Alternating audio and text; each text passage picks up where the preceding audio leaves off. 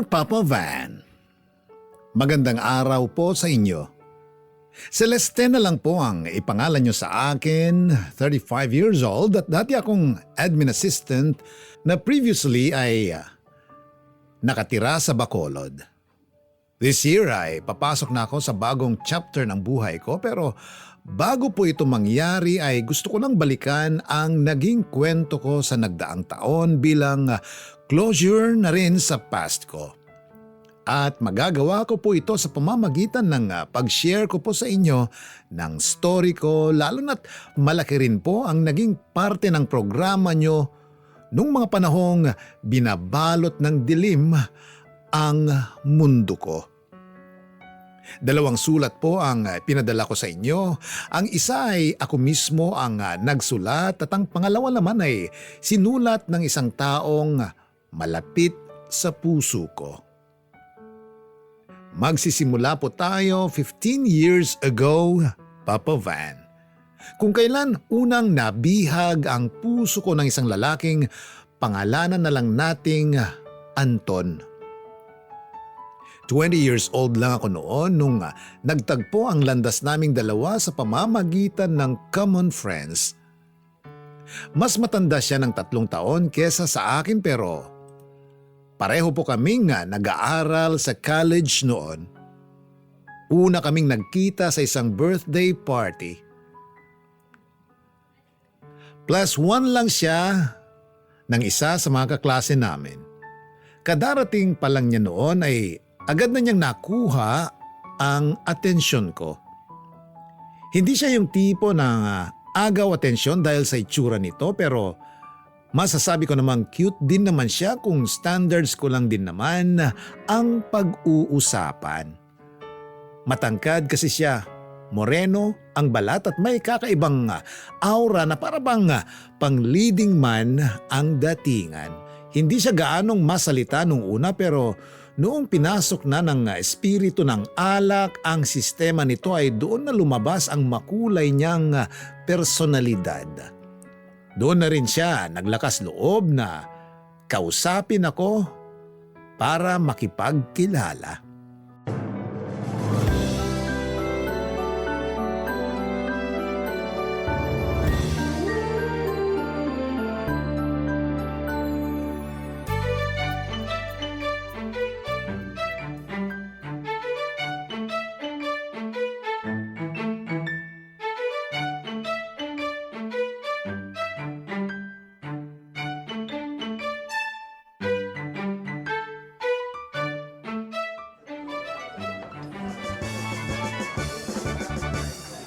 O eto, Ano yan? Anong gagawin ko dyan sa songbook? kumanta ka naman. Ayoko, hindi ako magaling kumanta. Hindi naman importante kung magaling ka. Ang mahalaga, marunong ka. Di din ako marunong. Imposible, nasa Pinas tayo Lahat ng Pilipino marunong kumanta. Maniwala ka sa akin, hindi talaga. Kapag ako, pinakanta nyo, para kayong nakikinig ng kinatay na baboy. Ikaw na lang ulit kumanta, total. Maganda naman yung boses mo Pagod na ako Kanina pa ako kumakanta. Pero sige, ano bang favorite song mo? Kakantahan kita. Kahit ano. Yung pinaka-paborito mo. Kahit anong pop rock, okay na sa akin yun. Favorite ko lahat yun Oh, rockista ka pala. Di naman. Mas gusto ko lang talaga yung kinakanta ng mga banda. O sige, kakantahan kita mamaya pagkatapos ng mga nakapilang kanta. Kuya, sino ka ba? Anong pangalan mo? Ako, Anton. Ikaw, ano palang pangalan mo? Celeste. Nice to meet you, Anton. Ano ka nung birthday celebrant? Wala. Hindi ko nga kilala sinong may birthday. Ikaw ba? Kaklase. Kaklase mo yung birthday celebrant? Oo, kaklase, kaibigan, best friend. Ang totoo, ang sabi sa akin, may inuman daw di sumama na ako. Sayang din yung libreng alak. Manginginom ka pala. Hindi naman. Sakto lang. Ikaw ba, hindi ka ba umiinom? Hindi. Ayoko sa lasa ng alak. Kahit anong pilit nila sa akin, hindi talaga ako titikim ng alak kahit ano pang mangyari. Ha? Bakit naman? Basta, ayoko lang. Hindi ko nga gets kung anong meron sa alak na yan at gustong gusto siya ng mga tao.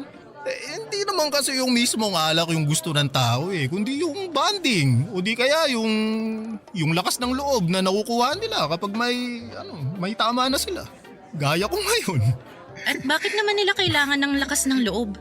Para magawa nila yung gusto nilang gawin. Kailangan nakainom para magawa nila yung gusto nilang gawin? Yung iba, kailangan nila yun.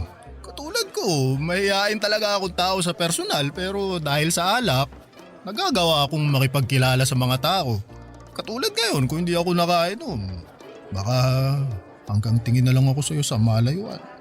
At bakit naman? Kasi nahihiya ako lumapit sa'yo Kanina pa kita sana gustong lapitan para makipagkilala pero inuunahan ako ng hiya. Kaya tumungga muna ako. Hindi mo naman kailangang mahiya sa akin. Bakit? Sino ba ako? Ang ganda mo kasi, kaya baka di mo ako pansinin. Nagiging bolero din bang tao kapag nakainom? Hindi ako nambobola. Totoo. Maganda ka talaga. Salamat. May boyfriend ka na ba? Ako? Wala pa. Ba't man wala pa? Strict ba parents mo? Hindi naman sila strict. Mataas ba standards mo? Hindi rin naman. Bakit single ka pa hanggang ngayon? Kasi hindi naman ako naghahanap ng love life. Priority ko muna yung studies ko kaya hindi ko pa kailangan ng boyfriend sa ngayon. Ang ibig mo bang sabihin, bawal ka pang ligawan? Hindi, pwede naman. Hindi ko rin naman sinasara yung pinto ko pagdating sa pag-ibig pero yun nga, maliban sa priority ko ang pag-aaral ko sa ngayon, siguro wala pa akong nakikilalang lalaki na kasundo ko sa lahat ng bagay. Paano mo naman malalaman kung kasundo mo yung isang tao? Kapag pareho kami ng iniisip, hindi naman kailangan na pareho kami ng goal sa buhay or personality. Basta, nagja-jive kami pagdating sa mga bagay-bagay. Basta, maraming factor Ako ba, tingin mo, magja-jive tayo? Bakit? May plano ka bang manligaw? Bibigyan mo ba ako ng chance kung sakali? Tsaka na kapag hindi ka nalasing. Okay. Sige. Bukas, tatanungin ulit kita. Seryoso ka ba? Teka, akala ko ba mahiyain ka? Sa mga taong hindi ko kilala. Pero ngayong magkakilala na tayo, hindi na ako mahihiya. Okay. Tingnan natin.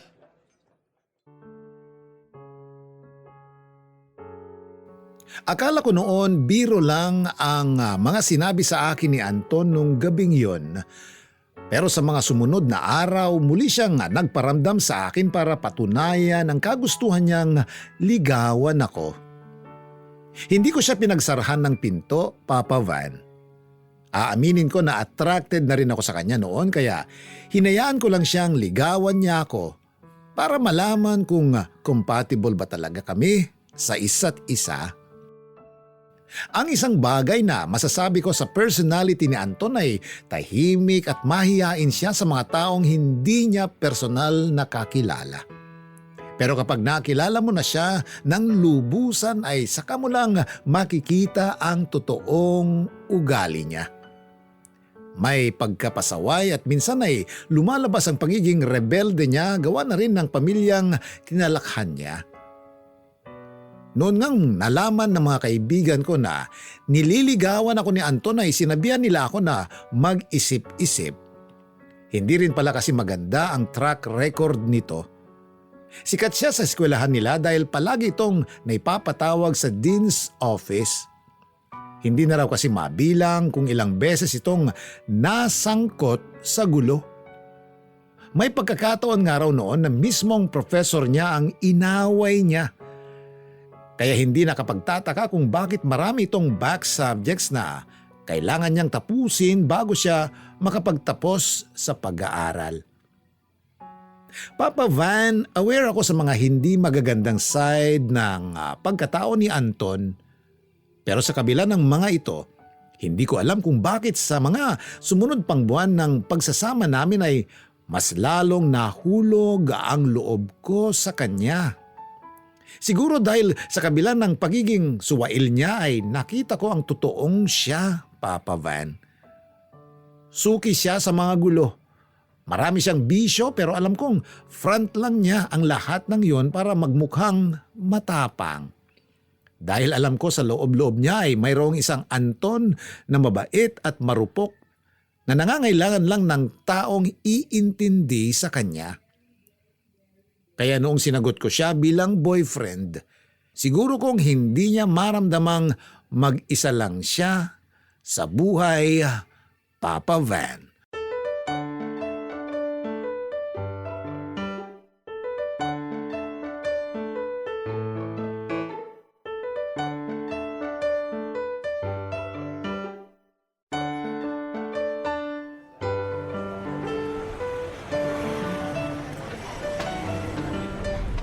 Pre, mag-iossi lang ako saglit ha.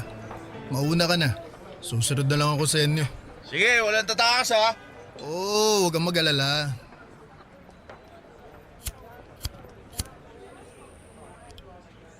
Anton,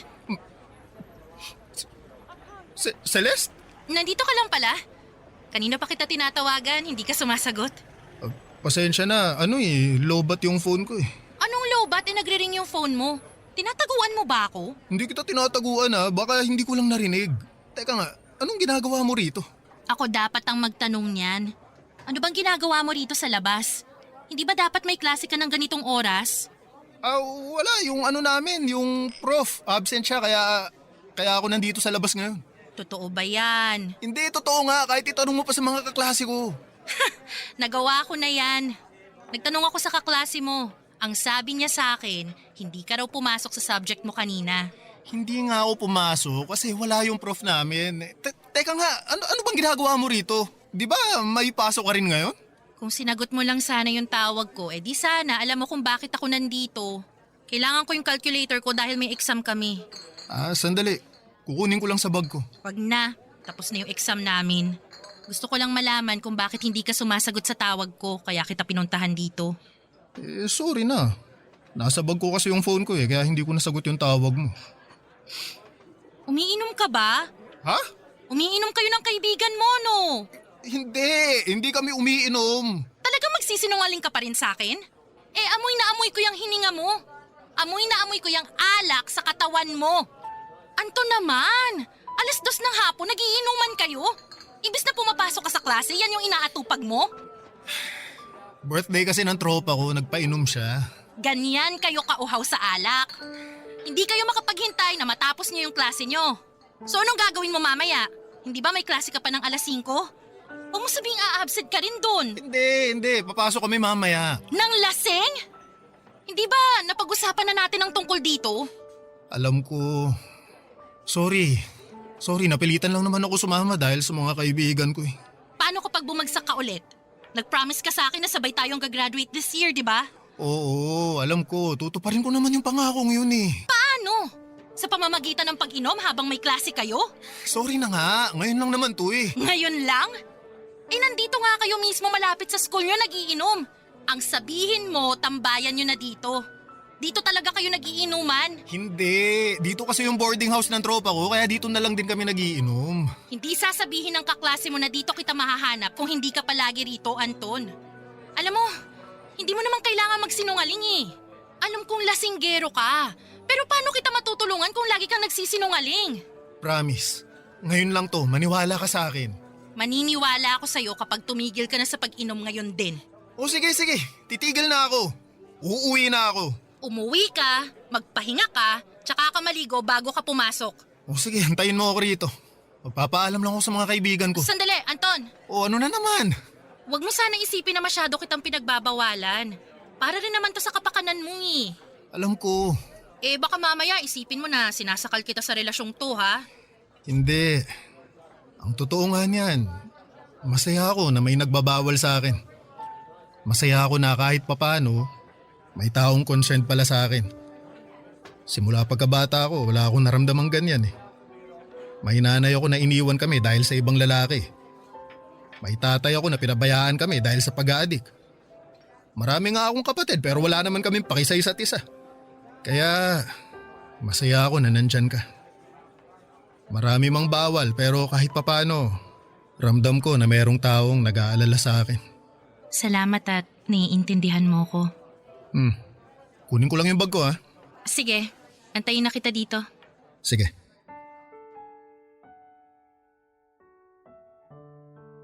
Papa Van, pareho na kaming graduating noon ni Anton kaya ginawa ko ang lahat para maging good influence sa kanya. Gusto ko na sabay kaming makapagtapos noon dahil ayokong mapag-iwanan siya.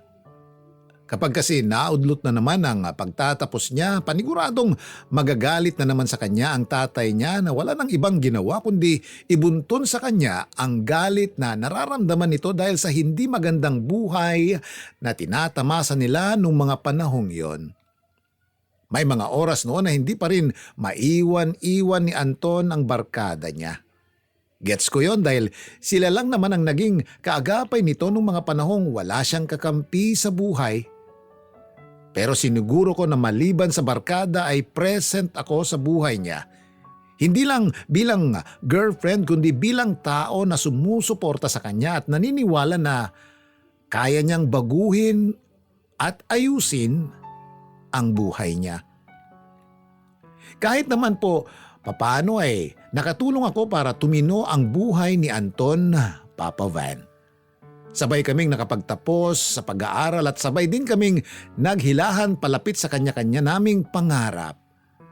Nakakatuwa dahil hindi ko inakala na sa isa't isa kami huhugot ng lakas para ipagpatuloy ang mga hangarin namin sa buhay. Proud ako sa sarili ko noon dahil ang Anton na kilala ng lahat na walang patutunguhan, sa wakas ay nagkaroon na rin ng direksyon sa buhay. After college ay sabay naming pinasok ang panibagong yugto ng relasyon namin. Pero hindi ko inaasahan na mas madugo pa pala ang bagong kabanata na to kumpara nung nag-aaral pa lamang kami, Papa Van. Unti-unti ay nasanay din si Anton na sa akin maghanap ng suporta sa halip na sa kanyang barkada. Noong tumanda ay mas nag-focus siya sa kanyang sarili. Sinubukan niyang umiwas sa bisyo lalo na sa pag-inom. Hindi rin naman ako masyadong naghigpit sa kanya, Papa Van. Paminsan-minsan hinahayaan ko siyang lumabas at sumama sa mga kaibigan niya para makapag-unwind siya at mabawasan ang stress niya sa trabaho. Sa pamamagitan nun ay napanatili naming healthy ang relasyon namin. Nagtrabaho bilang sales agent si Anton samantalang ako naman ay naging administrative assistant sa isang kumpanya. Saksi ako sa kung paano inayos ni Anton ang buhay niya. Sa katunayan, pati ang masamang gawin ng tatay niya ay nabago rin niya. Sa pamamagitan ng pagtulong niya sa kanyang pamilya ay unti-unti ring nawala ang galit sa puso ng kanyang ama. Malaki rin siguro ang naitulong ng pagtanggap sa kanya ng kanyang tatay kaya nagbago rin ang disposisyon sa buhay ni Anton. Simula nung naramdaman nitong tanggap na siya at proud sa kanya ang tatay niya, ay gumanda na rin ang naging pagtingin ni Anton sa mundo. Mula sa pagiging black sheep, naging maamong tupa siya. Hindi ko naman lubusang kinukuha ang credit ng pagbabagong yun ni Anton pero alam ko sa sarili ko na isa ako sa mga dahilan kung bakit nagbago ang buhay niya, Papa Van. Maraming taon ang lumipas. Mas tumibay pa ang pagsasama namin ng boyfriend ko. Ang bawat problema na dumarating sa buhay namin ay sabay naming sinolusyonan. Malaking bagay na sa kabila ng mga pinagsamahan namin ay napanatili namin ang tiwala namin sa isa't isa. Noong naging stable ang buhay namin ni Anton ay naisipan naming tumira na sa iisang bubong. Pero sa kabila ng mahabang taong pinagsamahan namin, saka ko lang napagtanto na marami pa pala akong kailangang malaman tungkol sa boyfriend ko, lalo na nung nagsama kaming dalawa, Papa Van.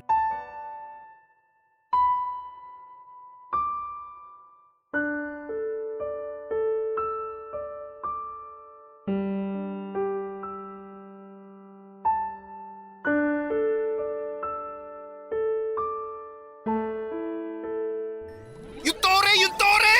Bantayan niyo yung tore! Ay, naknam! Mga walang kwenta. Buwisit!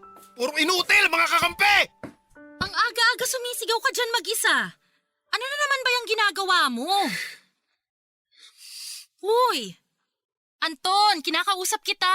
Ha? Ano yun? Sorry, hindi kita narinig. Ang sabi ko, sinong kausap mo dyan? Mainit na naman yung ulo mo. Eto mga kalaro ko, mga wala yatang utak hindi nag-iisip. Loose trick na naman ako, buwisit, ubus na stars ko. Akala ko naman kung ano yan. Hindi ka pa yata nakakapagsipilyo, yan na agad inaatupag mo. Malapit na kasing mag-end season Nahabol ko lang yung record ko last season para malampasan ko. Kapag ba nalampasan mo yung record mo last season, may reward ka bang makukuha? Wala naman. Wala naman pala eh. Tapos grabe ka makapag-effort sa larong yan? Pagbigyan mo na ako, linggo naman ngayon Oo, alam ko. Ano ba dapat ginagawa kapag linggo? Nagsisimba, naglilinis ng bahay. Dapat family time. Ngayon na nga lang tayo may oras para sa isa't isa, tapos tutok na tutok ka pa dyan sa cellphone mo. Alam mo kung ano pang mas magandang gawin kapag linggo? Ano? Pahinga. At itong nilalaro ko, ito na yung pahinga ko. Mukha ngang enjoy ka dyan habang nakahilata eh. Ano, ganyan ka na lang palagi? Tingnan mo nga yung nasa paligid mo. Pati pinagkainan mo, di mo man lang maitapon sa basurahan. Pati shorts mo nakakalat sa salas. Ano ba, may dumaan bang bagyo rito? Lilinisin ko rin yan mamaya, huwag kang mag-alala. Lilinisin daw. Kailan ka pa naglinis? Nung cleaners ka, nung elementary. Ang ending, ako rin naman ang magliligpit ng mga kalat mo dyan. Dahil naaasiwa ako tuwing nakakakita ako ng kalat. Edi ikaw na lang magligpit. Magwa one last game lang ako, babawiin ko lang yun na walang stars ko. Hindi mo talaga ititigil yan. Last game nga. Isa. Silas naman Dalawa. Ngayon na nga lang ako makakapaglaro pag babawalan mo pa ako. Anton, 32 anyos ka na? Daig mo pa mga bata sa pag-a-addict sa mobile game na yan Kahit ngayon lang, umayon ka naman sa edad mo. Anong tingin mo sa akin dito? Alila, nanay mo na tagalinis ng kalat mo. Lilinisin ko naman tong mga to Ano bang hindi mo maintindihan dun? Dilinisin mo na ngayon. Last game nga bingi ka ba? Pagod na nga ako nagtatrabaho mula Lunes hanggang Biyernes tapos gaganituhin mo pa ako? Ikaw lang ba yung pagod, ha? Kung makapagsalita ka, akala mo ikaw lang yung nagtatrabaho sa ating dalawa. May trabaho din ako, Anton. Pero nakarinig ka ba ng reklamo sa akin? May trabaho ako sa labas. May trabaho pa ako dito sa bahay. Pagod na nga ako mula sa trabaho. Imbis na magpahinga pagka-uwi, magtatrabaho pa ako dito dahil kung hindi ko gagawin yon, ano kakainin mo? Saan ka kukuha ng malinis na damit na isusuot mo? Sino maglilinis dito sa bahay? Simpleng pagtapon ng alaw ng kalat mo, hindi mo pa magawa, tapos sasabihin mo sa akin na pagod ka? Pasalamat ka! May Sabado at Linggo kang day off pero ako, pati day off ko. Pagod ako pero never ko yung inireklamo sa'yo. Di kung sawa ka na sa mga ginagawa mo dito sa bahay, wag mong gawin. Kaya ko naman magluto Kaya kong laban sarili kong damit. Kala mo kung sinong masipag tapos isusumbat mo rin pala sa akin yung kasipagan na yan? Hindi ako nanunumbat. Sinasabi ko lang kung pagod ka, mas pagod ako. Pwes ako, pagod na ako sa kakabunganga mo. Pagod na ako tuwing may ginagawa ako, pinapansin mo agad. Pamamahay ko pa ba to? Di ko man lang magawang mag-relax Buti nga nakakapag-relax ka pa Kung gusto mong mag-relax, edi mag-relax ka rin. Ang simpleng bagay, pinapalaki mo. Kung naiinggit ka na nakahiga lang ako rito at naka-cellphone, kunin mo rin cellphone mo, tabihan mo ako rito, mag-cellphone tayo buong araw. Hindi mo talaga makuha yung punto ko, no? Grabe ka. Ang lala mo. Bahala ka na nga dyan sa buhay mo.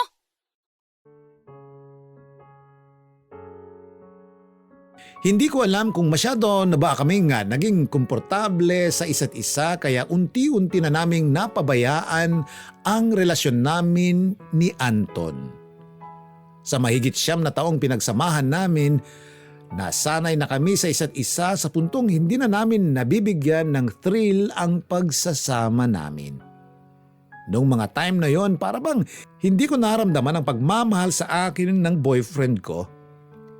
Palagi na lang siyang nakatutok sa phone niya at kulang na lang ay yung cellphone na mismo ang pakasalan niya kesa sa akin. Na-addict siya sa pagkikipaglaro sa online games sa puntong doon na umiikot ang buhay niya. Pagkatapos niya sa trabaho, hindi pa man siya nakapagpapalit ng damit ay nasa phone na agad siya. May mga pagkakataon din na kapag sunod-sunod ang talo niya ay nagiging irritable siya at minsan sa akin niya naibubunto ng galit niya.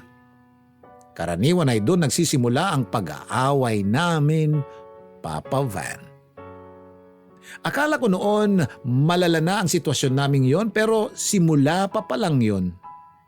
Dahil nung mga sumunod pang taon, sinubok ang relasyon namin sa pagdating ng pandemic ay mas lalong nagkalamat ang pagsasama naming dalawa ni Anton. Nawalan siya ng trabaho at tanging ako na lang ang bumubuhay sa aming dalawa noon nung nalulung siya sa sugal. Bigla kasing umusbong ang online sugal nung pandemic at isa si Anton sa mga na-addict mula rito. Ang nakakainis, Papa Van, ako na nga lang ang kumikita sa aming dalawa. Ako pa ang nagtatrabaho pagdating sa mga gawaing bahay. Para bang naging alila na lang ako sa relasyon namin samantalang siya ay nagbuhay prinsipe.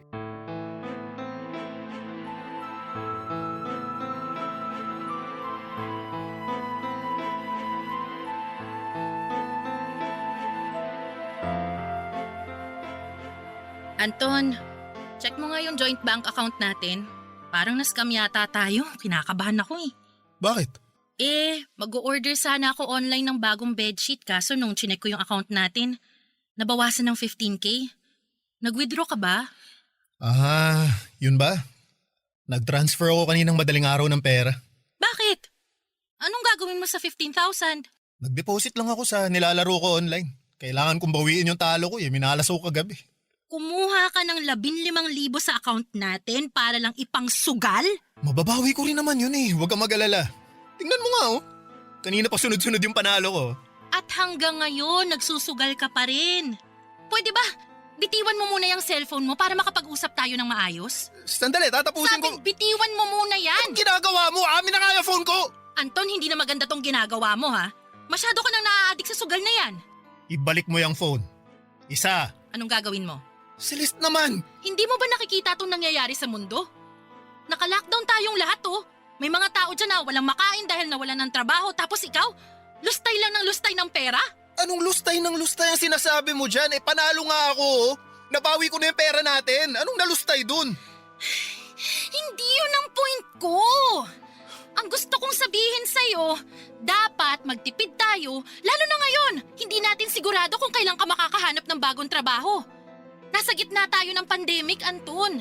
Tapos bigla ka na lang maglalabas ng 15K sa account natin? Alam mo ang OA mo, ibabalik ko rin naman yung pera Amin na nga yung phone ko para ma-withdraw ko yung napanalunan ko at maibalik ko na yung 15K na pinuputak mo dyan. Hindi mo talaga gets yung point ko, no? Ikaw yung hindi makaintindi sa akin. Okay lang sanang magalit ka kung naubos ko yung pera pero hindi naman ganun yung nangyari, di ba? Uulitin ko yung sinasabi ko, ha? Pandemic ngayon at hindi natin alam kung gaano kahaba tong lockdown na to. Ang gusto ko lang mangyari, magtipid tayo para in case na may emergency, may savings tayong mahuhugot. Magtipid ikaw yung kakasabi lang na gustong bumili ng bedsheet. Anong gagawin natin sa bedsheet? Ilang taon na yung bedsheet natin? Ano masama kung bumili tayo ng bago? Ikumpara mo naman yan sa pagsusugal mo. Hindi ba mas may ambag yung bedsheet na yon kumpara dyan sa pinagkakaabalahan mo? Bahala ka sa buhay mo! Akin na nga yung phone! Hindi! Akin na sabi! Ayoko nga!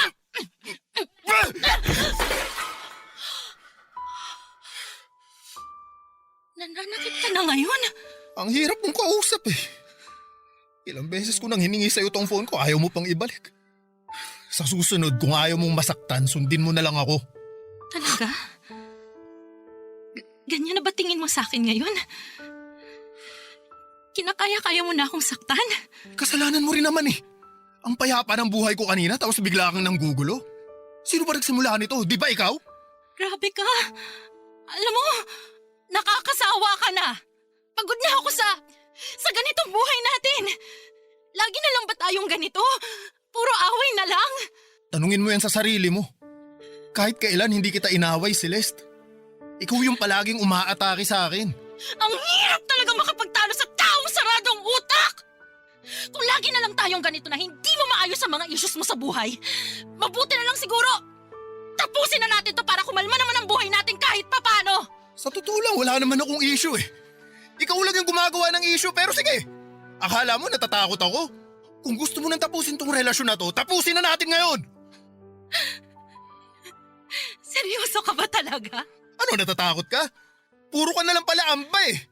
Tapusin na natin to para wala ng gulo. Nagulat ako na sa aming dalawa, si Anton pa talaga ang unang bumitaw. Hindi ko inaasahan na sa halip na ayusin namin ang problema ay pinatulan niya ang hamon ko sa kanya. Nagawa ko lang naman siyang takutin sa hiwalayan dahil akala ko gagawa siya ng paraan para hindi ito mangyari pero nabigla ako na wala man lang siyang pagdadalawang isip na makipaghiwalay. Dahil naka-lockdown pa, wala kaming nagawa kundi ang ipagpatuloy ang pagsasama namin kahit hindi na maganda ang lagay ng relasyon namin. Sa sala natutulog noon si Anton at sa mga sumunod na buwan na hanggang sa natapos ang lockdown ay wala na kaming kibuan. Para kaming magka-border lang na hindi nagpapansinan. Pero ang matindi Papa Van, dahil walang trabaho si Anton ay ako ang gumagastos para sa aming dalawa. Ako ang nagbabayad ng bills at kung ano pa. Papa Van, mahal ko pa si Anton nung mga time na yon. Kahit na napag-usapan na naming maghiwalay kami pagkatapos ng lockdown. Kahit alam kong imposible nang may balik ang dati naming pagtitinginan, ilang beses ko pa rin sinubukang ayusin ang relasyon namin pero na-realize ko na para lang akong nakikipag-usap sa pader dahil sa aming dalawa. Ako lang ang interesado na ayusin ang kinakaharap naming problema. Nung na-lift ang lockdown ay agad na nag-alsabalutan si Anton na para bang nagmamadali na siyang umalis sa buhay ko. Sobrang nasaktan ako sa inasal niyang yon, Papa Van. Naiwan akong mag-isa sa apartment dahil kailangan ko pang tapusin ang kontrata. Doon ay mag-isa kong pinagdaanan ang sakit ng pag-iwan sa akin ni Anton at ang pagharap sa mga pagbabago sa buhay ko matapos ang 11 taong pagsasama namin. Pero mabilis makalimot mula sa sakit ng pagtatapos ng relasyon namin ni Anton. Hindi ko na itinuloy ang pagtira sa apartment namin. Masyado kaming maraming happy memories doon na hindi ko na gustong balikan pa dahil sakit lang ang idudulot nito sa akin. Nagkita kami ulit ng isang beses ni Anton para isara ang joint bank account namin. Yun na po ang nagsilbing closure ng 11 years na pag-iibigan naming dalawa. Sa mga sumunod na buwan ay araw-araw kong dala ang bigat na nararamdaman ng puso ko habang nasa trabaho o bago matulog. Habang kumakain o kahit naglalakad lang ako sa kalye ay bigla-bigla na lang akong nakakaramdam ng sakit sa dibdib tuwing naaalala ko si Anton. Para makatakas mula sa pagkalumbay, naisip kong umalis ng Bacolod at magpakalayo-layo para makalimot. Baguio ang unang pumasok sa isip ko. Matagal na naming planong magpunta doon ni Anton pero hindi ito natuloy-tuloy dahil sa schedule namin sa trabaho. Bata pa lang, pangarap ko nang makapunta sa Baguio kaya naisip kong tuparin na yon ng mga panahong yon. First time ko lang magpunta sa Baguio kaya naisip kong sumama sana sa isang tour package pero na-realize ko na ayaw kong may sinusunod akong itinerary. Isa pa, wala pa akong energy para makisalamuha sa mga tao noon. Ang ginawa ko na lang ay nag-DIY ako. Ako mismo ang naghanap ng murang transient house sa Baguio saka ako nag-research ng mga lugar na magandang pasyalan. Nung naplano ko na ang lahat ay lumipad ako mula Bacolod papuntang Maynila at mula doon ay bumiyahe ako paakyat ng Baguio Papa Van.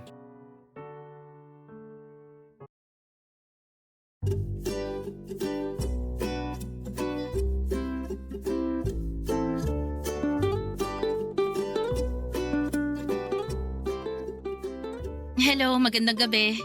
Magandang gabi po, ma'am. Magche-check-in po kayo? Oo, may reservation na ako for 5 days. Ako yung nag-PM sa social media page nyo. Ano pong pangalan? Celeste. Celeste. Nag-down na po kayo, no? Oo, nag-send ako online. Kailangan ko na bang magbayad ng buo ngayon? Pwede naman pong sa checkout na lang.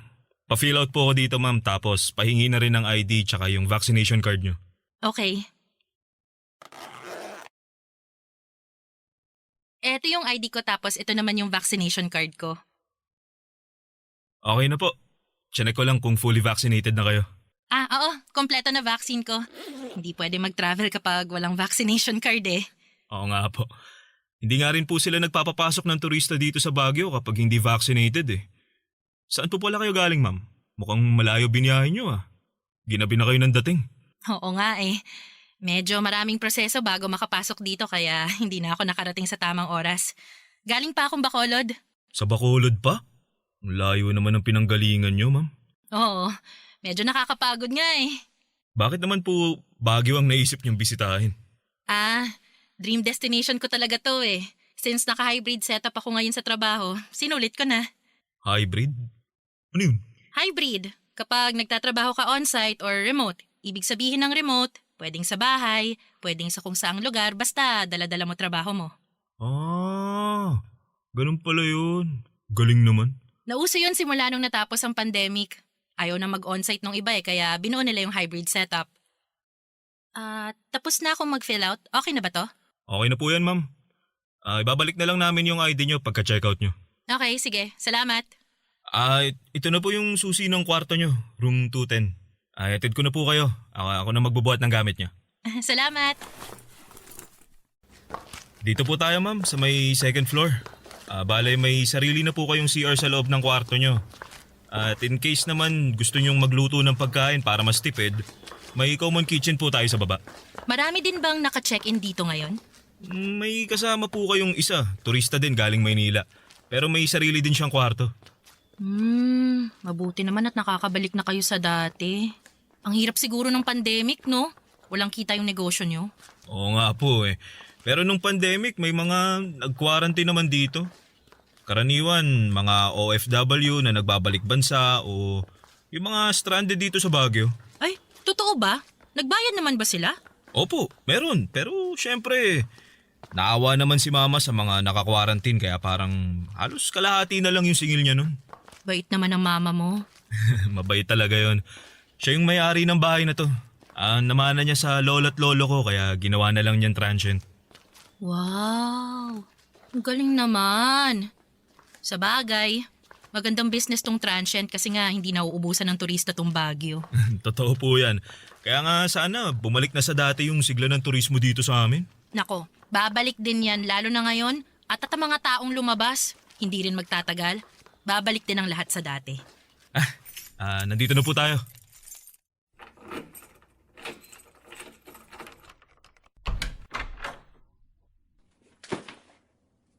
Ito po yung susi.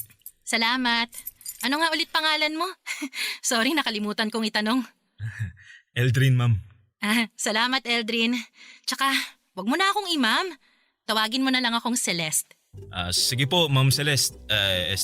Celeste pala. Kung may kailangan po kayo, hanapin nyo na lang po ako sa baba. Kung wala man ako doon, baka nasa bahay ako. Diyan lang din po sa tapat ng transient, yung may green na bubong. Hindi ko pa pala nababanggit. Taxi driver po ako. Kung sakali mang may gusto kayong puntahan, pwede pong sa akin na lang kayo sumakay. Ay, talaga? Okay, sige. Tatandaan ko yan. Sige po, enjoy your stay. Thank you. Papa Van, hindi rin pala ganon kadaling mag-travel mag-isa. Kahit na na-research ko na ang mga dapat gawin at puntahan sa Baguio ay nahirapan pa rin ako sa mga pasikot-sikot sa lugar. Kaya naman para hindi maligaw ay tinanggap ko na ang alok sa akin ni Eldrin na samahan ako sa pamamasyal. Kinontrata ko na lang ang taxi niya para siya na ang mag-drive sa akin sa mga lugar na gusto kong puntahan. Sa unang 2 araw ko, una naming pinuntahan ang mga sikat na lugar doon kung saan kilala ang Baguio katulad ng Burnham Park, Mines View, Botanical Garden, Camp John Hay at The Mansion. Sa pangalawang araw naman ay nagtungo kami sa mga museum tulad ng Bencab, Laperal White House at sa Tamawan Village. Sa loob ng 2 araw na yon, ay mas nakilala ko si Eldrin Papa Van. Para siyang DJ sa radyo na hindi tumitigil sa kakasalita. Lahat yata ng topic sa buong mundo ay alam nito kaya walang dead air sa pagitan naming dalawa. Sa totoo lang ay nakakatuwa siyang kasama dahil marami akong natututunan sa kanya tungkol sa Baguio. May time nga na habang nasa kalagitnaan kami ng traffic ay nakwento na niya sa akin ang buong family tree niya. Pero sa kabila ng pagkakaroon ko ng kasama na masiyahin at sa dami ng mga magagandang lugar na pinuntahan namin, wala ni isa doon ang nakatanggal sa sakit na nararamdaman ng puso ko nung mga panahong yon. At mukhang napansin ito ni Eldrin. Dahil pagsapit ng 3 araw, dinala niya ako sa isang sanctuary. Isang lugar na wala sa listahan ko pero iminungkahi ito ni Eldrin habang nasa daan kami. Papa Van, hindi ko inaasahan na magugustuhan ko ang lugar na yon.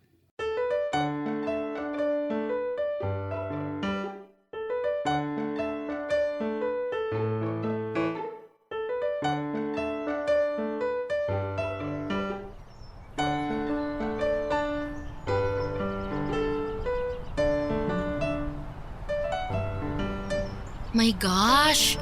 Ang ganda pala dito. Sobrang tahimik. Para akong nasa paraiso. Sabi naman sa'yo maganda rito eh. Ayaw mo kasi makinig sa akin. Ngayon ko lang kasi nalaman yung tungkol dito kaya nag-alangan ako.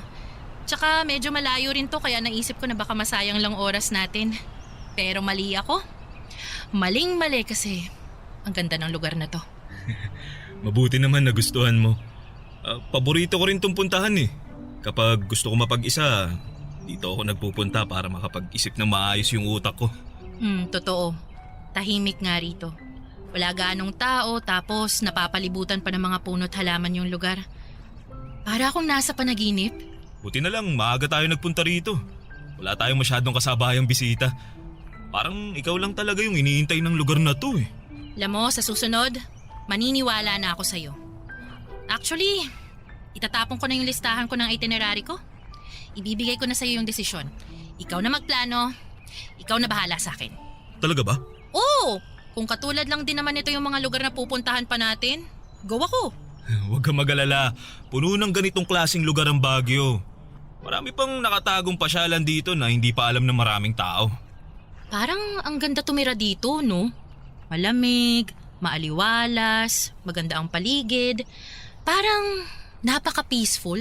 Iba rito eh. Parang may magic. May kurot sa puso. Alam mo yun? Sa isang iglap, para bang yung nararamdaman mong kalungkutan, bigla na lang nawawala. Katulad ngayon. First time ko lang makitang ngumiti ang mga mata mo. Ha? Anong ibig mong sabihin? Ngayon lang kasi kita nakitang ngumiti ng totoo. Yung ngiti na galing sa puso. Kasi nitong mga nakaraang araw napansin ko, para bang may dinadala kang napakabigat eh.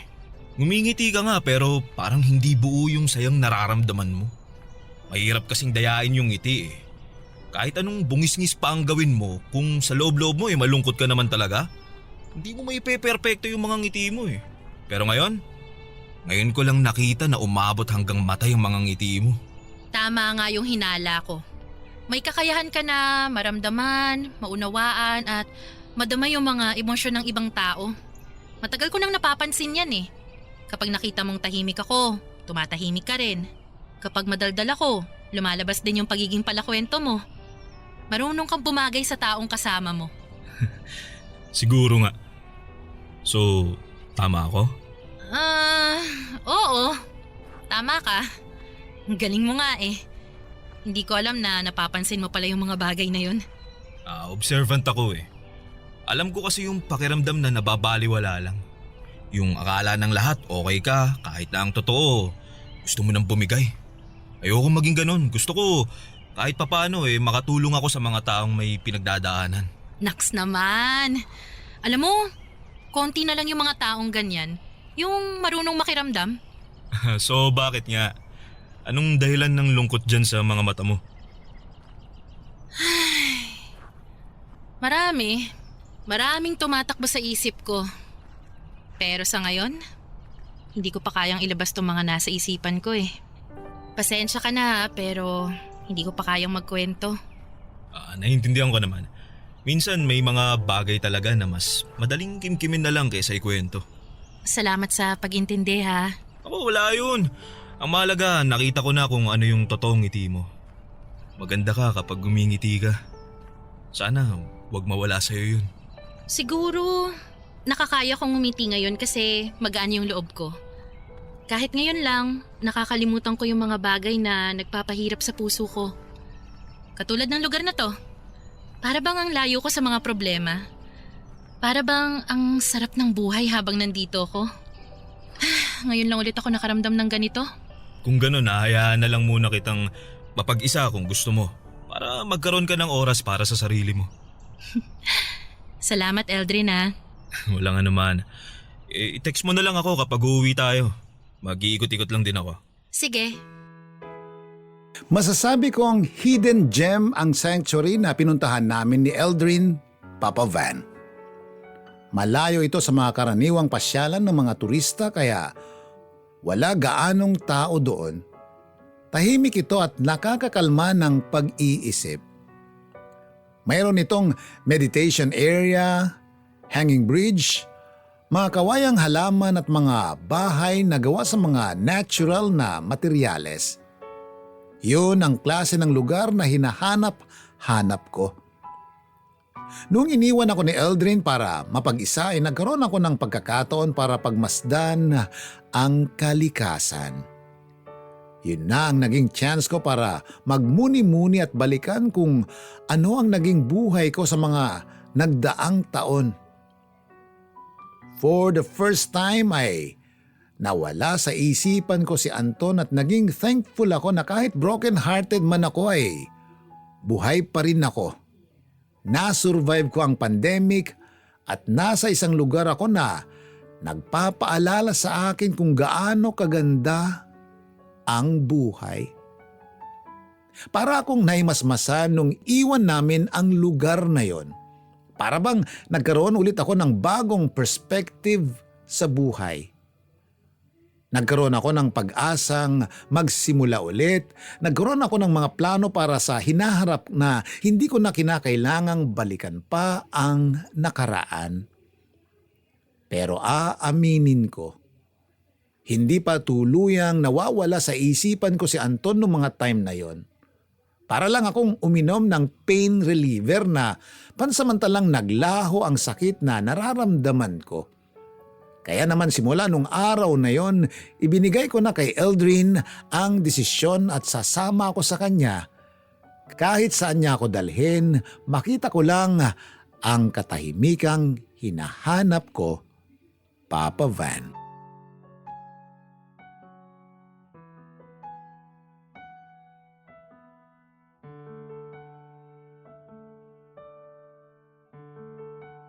Sa ika-4 na araw ko sa Baguio ay naisipan ni Eldrin na umakyat ng bundok. Hindi ako mabundok na tao, Papa Van, pero dahil nakuha na niya ang tiwala ko ay pumayag ako. Nasa Baguio na nga lang din ako ay susulitin ko na ang stay ko doon. Kaya naman kahit hindi prepared ay nagpunta kami sa Benguet at inakyat ang Mount Ulap. Isang desisyon na never kong pinagsisihan. Napakaganda ng Mount Ulap.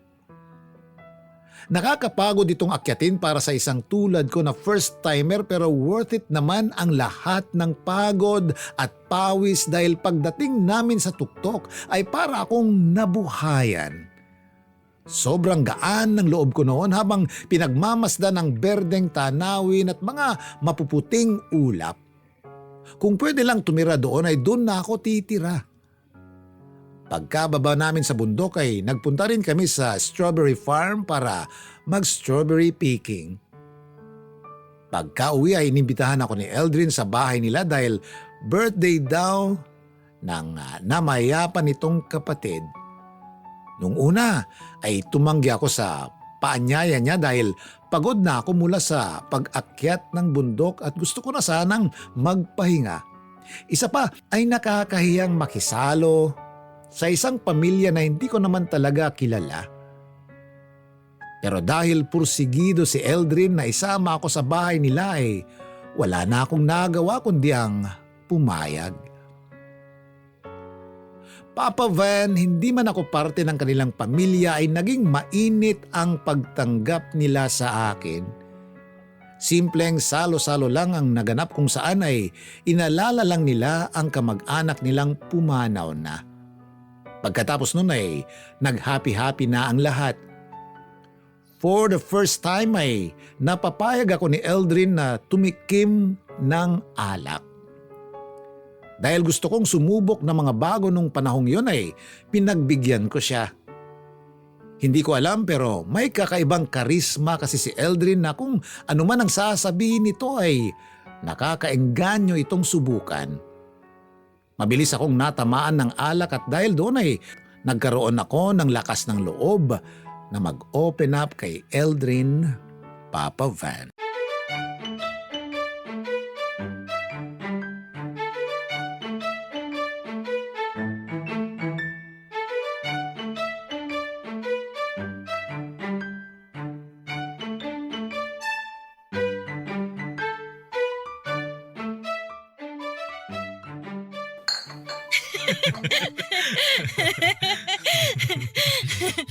Ganito pala yung alak, no? Ano?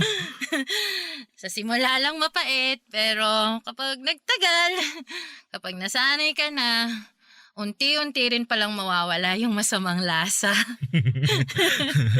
parang, parang buhay lang din yan. Sa simula, akala mo, nakapakapait, masaklap, masakit. Pero habang tumatagal, natututunan mo na lang tanggapin at namnamin yung lasa hanggang sa di mo na namamalayan, nakaya mo na pala. Ngayon, gets ko na kung bakit gustong-gusto ng mga tao mag-inom. Kasi kapag lasing sila, parang ang sarap sa pakiramdam. Parang wala kang kaproblema sa buhay. Yung kapag lasing ka, nakakalimot ka sa kung anong pinagdadaanan mo. Ganun. Pero sa simula lang yan. Pantapal lang yan sa sakit eh. Pagising mo, kinaumagahan, nandun pa rin yung nararamdaman mo. Walang nawala. Magkaka-hangover ka pa.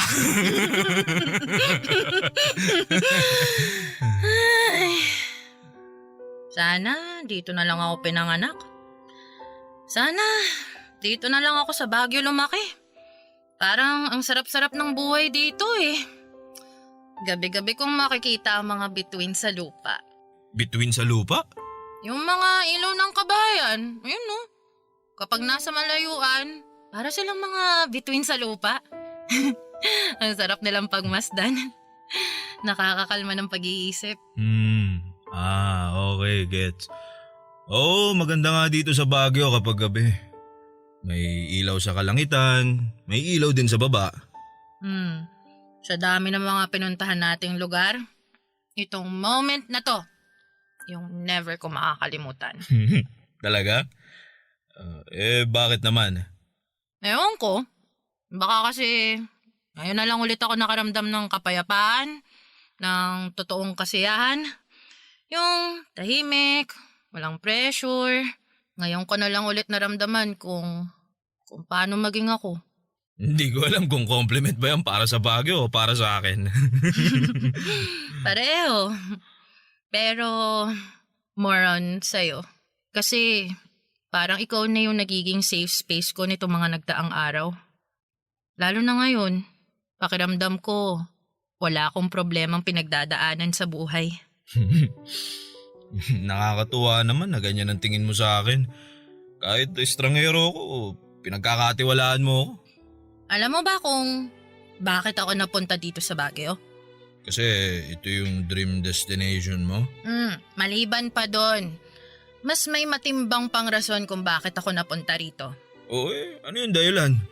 Gusto ko ulit mahanap yung sarili ko. Gusto ko nang bumalik sa dating ako. Nagawa mo na ba yun? Nahanap mo na ba yung sarili mo? Hindi ko pa alam. Hindi ako sigurado. Kung ano man yung pinagdadaanan mo, tiwala akong malalampasan mo rin yan. Paano? Paano ko ba makakalimutan yung taong sobra kong minahal? Paano ko aalisin sa buhay ko yung taong itinanim ko na sa puso't isip ko na makakasama ko habang buhay? Paano ba gumamot ng pusong nasasaktan? Nako. Ang hirap namang sagutin yan. Alam mo, matagal ko na rin katanungan yan eh. Bukod sa gamot sa kanser, matagal ko na rin panalangin na sana makahanap na sila ng gamot sa sugat ng puso. Isa rin kasi yun sa mga sugat na mahirap pagalingin eh. Yan bang dahilan kung bakit nandito ka ngayon? Dahil broken ka? Oo, yun nga ang dahilan. 11 years. Ganon katagal yung pinagsamahan namin. Masisisi mo ba ako kung bakit ganito yung klase ng sakit na nararamdaman ko? Siyempre hindi. Tsaka wala namang kailangan sisihin eh. Masakit talaga yun. 2 months nga lang na wala pang label, masakit na eh. Yung pang 11 years pa kaya. Ang dami ko lang kasing what ifs kaya hindi mapanatag tong isip ko. Tulad naman ng ano. What if hindi ko na lang siya hinamo makipaghiwalay? What if masinabaan ko na lang yung pasensya ko? I mean, nakaya ko siyang baguhin ng mga bata pa lang kami. For sure, kaya ko siyang tulungan magbago ulit, di ba? Ano ka ba niya? Girlfriend o teacher? Bakit ikaw yung kailangan mag-ayos ng buhay niya? Kinder ba tong boyfriend mo at kailangan mo pa siyang turuan ng tama at mali? Minsan kasi sinisisi ko yung sarili ko sa nangyari. Hindi ko alam kung paano ang naging takbo ng relasyon nyo ng ex mo pero isa lang ang masasabi ko Hindi mo kailangang sirain ang sarili mo para buuin siya. May hangganan din ang pagmamahal, lalo na kung ikaw na lang ang lumalaban. Taus-puso ang pasasalamat ko kay Eldrin at sa pamilya nito sa pagsama nila sa akin sa Baguio trip ko. Kinabukasan ay nag-ayos na ako ng gamit at inihatid ako ni Eldrin sa bus terminal. Sobrang saya ko noon habang pauwi ako sa probinsya pero ang sayang nararamdaman ko ay unti-unti ring naglaho noong tumapak na ako sa Bacolod. Noong bumalik na ako sa normal kong buhay. Noong mapag-isa na lang ako at malayo sa malayang gabi na dulot ng Baguio, ay parang gripo na nabuksan muli ang sakit na nararamdaman ng puso ko. Hindi pa ako totally nakakapag-move on mula kay Anton at alam kong hindi yun ganon kadali pero alam ko rin sa sarili ko nung mga panahong yun na hindi ko na siya kailangan para sumaya ulit. Napatunayan ko yon nung nasa Baguio pa lang ako. Papa Van, hindi biro ang relapse. Minsan para itong alon na kahit gaano kakalmado ang dagat ay patuloy pa rin itong bumabalik. May times noon na akala ko okay na ako pero biglang darating ang isang gabi kung saan bigla na lang akong uulanin ng mga alaala namin ni Anton. Mabuti na lang nung mga panahong yon ay patuloy ang contact namin ni Eldrin. Kahit nakabalik na ako sa Bacolod ay nagpatuloy ang koneksyon naming dalawa. Minsan kapag kailangan ko ng makakausap ay siya ang tinatawagan ko. Sa kanya ako humuhugot ng lakas tuwing hinihila ako ng sarili ko pabalik sa nakaraan. Sa tulong niya ay nakaya kong labanan ang mga gabing nangungulila ang puso ko sa dating pag-ibig na kinasanayan ko. Dumaan ang ilang buwan na ganun ang naging setup namin ni Eldrin hanggang sa hindi nagtagal, panibagong pag-ibig na pala ang hindi ko inaasahang mabubuo mula sa panig niya. Nagulat na lang ako isang gabi nung biglang isang bagay ang inamin niya sa akin.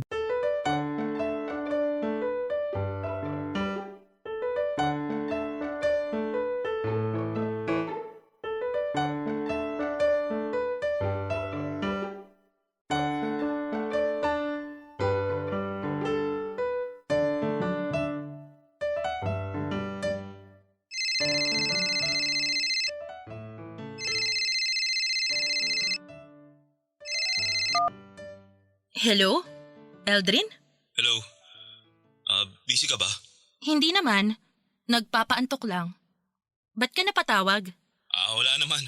Gusto lang kitang kumustahin. Nagpunta pala ako sa sanctuary kanina. May hinatid ako doon. Bigla kita naalala eh. Hala! Gusto ko nga bumalik sa sanctuary eh. Nakakamiss talaga yung pagiging tahimik ng Baguio. Bakit? Maingay ba dyan sa Bacolod? Hindi naman, pero medyo magulo pa sa ngayon. Diyan kasi sa Baguio, nagiging payapa yung utak ko eh. Dito? Hindi. Pwede, bumalik ka na ulit dito. Sira, ubos na nga yung ipon ko eh. Tipid mode na ako ngayon para makalayas ulit ako rito next year. Paano kung ako na lang kaya ang pumunta dyan? Ano naman ang gagawin mo rito? Wala lang.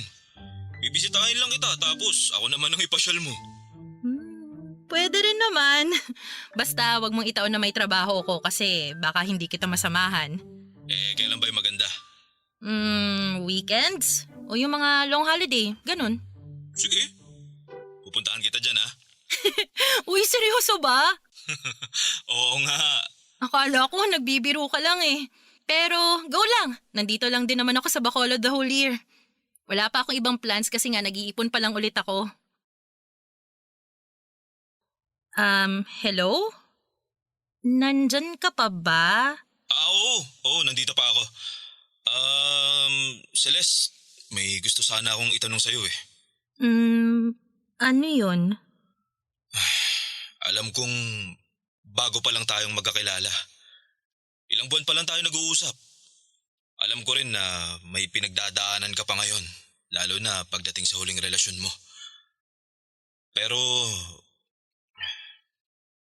gusto ko sanang itanong sa'yo kung pwede bang manligaw sa'yo? Ha? Manliligaw ka? Sa akin? Oo sana kung pumapayag ka.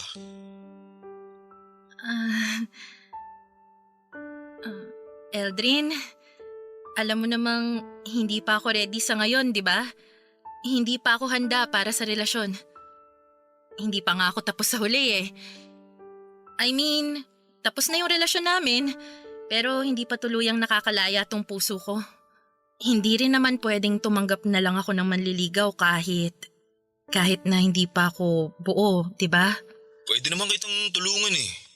Itong mga nagdaang buwan, ako yung naging sandigan mo tuwing kailangan mo ng masasandalan. Kaya alam ko na yung gagawin. Sorry talaga, pero hindi pa pwede. Malaking naging tulong mo sa akin sa pinagdaanan kong heartbreak. Aminado ako doon at thankful din ako. Pero sa pagkakataong to, pasensya na. Pero hindi ko mabibigay yung gusto mo. I'm sorry, Eldrin. Naiintindihan ko. Hindi mo kailangan mag-sorry. Wala ka namang kasalanan eh. Bakit ka nagsusorry? Siyempre, nagigilty ako kasi para bang… Hindi ko alam. Siguro, hindi ko in-expect na mauwi tayo sa ganito. Nagulat ako. Hindi ko namang intensyon na magkaroon ka ng feelings para sa akin eh. Kaya, sorry kung hindi ko pa matatanggap yung panliligaw mo sa ngayon. Hindi mo nga kailangan mag-sorry. Dapat nga ako yung humingi ng pasensya eh kasi binigla kita. Baka na-misinterpret ko lang yung mga ibang ginagawa natin kaya ganon. May attachment issues kasi ako eh. Kaya sorry if nabigla kita. Okay lang yun. Nagulat lang talaga ako. Pero sana pagkatapos nito, wala pa rin magbago ha. Kung kailangan mo nang makakausap, nandito pa rin naman ako. Available ako anytime gusto mo tumawag. Huwag mo nang isipin yung mga sinabi ko. Sana hindi maging awkward. Hindi ako magiging awkward. Promise? Oo, promise. Walang magbabago after tonight. Salamat ah. Masaya na ako kahit kaibigan lang yung turing mo sa akin. Salamat sa pag-intindi, Eldrin. Salamat din at naging honest ka sa akin. Hindi natuloy ang pangako kong yon, Papa Van. Hindi ko alam pero nung nalaman kong may gusto sa akin si Eldrin ay natakot ako kaya unti-unti ay binawasan ko na ang communication ko sa kanya. Isa pa ay ayaw kong paasahin si Eldrin dahil alam ko sa sarili ko na nung mga panahong yon ay hindi pa ako fully healed mula kay Anton. Ayaw ko rin namang i-pressure ang sarili ko dahil lang may taong nag-aantay sa akin. Isa pa ay wala pa akong nabubuong pagtingin para kay Eldrin noon. Mabait siya, magandang personality niya at may tsura din naman siya pero hindi ko siya gusto. Hindi pa bukas ang puso ko para magkagusto at hindi ko pa ito hahayaang magkagusto sa ibang tao. Papa Van, sa mga sumunod na buwan ay naging madalang na lang ang pag-uusap namin ni Eldrin hanggang sa tumigil na rin ang komunikasyon namin. Nag-focus na lang ako sa pagbuo ng sarili ko. Nag-focus na lang ako sa pagbuo sa sarili ko. Bumalik ako sa pagtatrabaho on-site at doon ko itinuon ang buong atensyon ko. Nagsimula na rin ako mag-travel dahil gusto ko ulit maranasan ang mga naranasan ko sa Baguio. Hindi ko alam na after heartbreak ay magiging nature lover na pala ako. Simula noon ay palagi na akong nagpupunta sa mga sanctuaries at umaakyat ng bundok. Sinalubong ko ang taong 2023 bilang isang bagong Celeste pero hindi ko inaasahan na sa taong ding yun pala ay magkakaroon ako ng maraming pasabog sa buhay ko. Dahil matapos ang ilang buwan na wala kaming pag-uusap ni Eldrin ay muli siyang nagparamdam pero hindi pa doon nagtatapos ang kwento ko, Papa Van. Dahil maliban kay Eldrin, pati si Anton ay muling kumatok sa aking pintuan.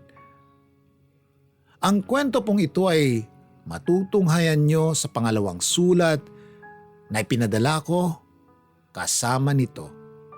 Pero sa ngayon, hanggang dito na lang po ang sulat ko. Muli, magandang araw po sa inyo at sa lahat ng nakikinig ng story ko ngayong araw. Ang inyong forever kapuso at kabarangay, Celeste. Minsan